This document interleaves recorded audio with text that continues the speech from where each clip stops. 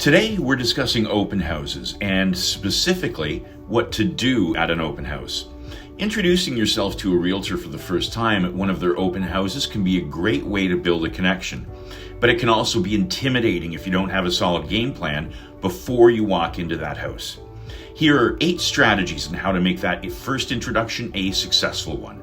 Number 1, observe the environment. Before approaching, take a moment to look around the open house and assess the environment.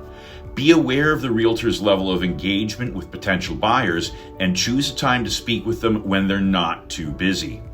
Number 2, be courteous and brief. Approach the realtor politely and introduce yourself with a warm greeting.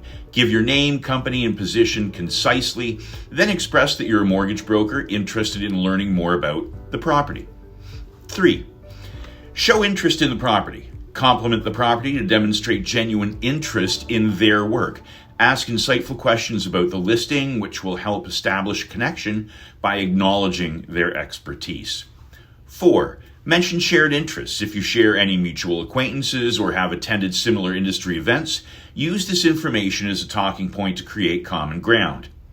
5, offer value for their clients. Briefly mention how your mortgage services can complement their efforts. For example, you might highlight how streamlined pre-approvals or specialized loan products can help their clients close quickly or increase their purchasing power.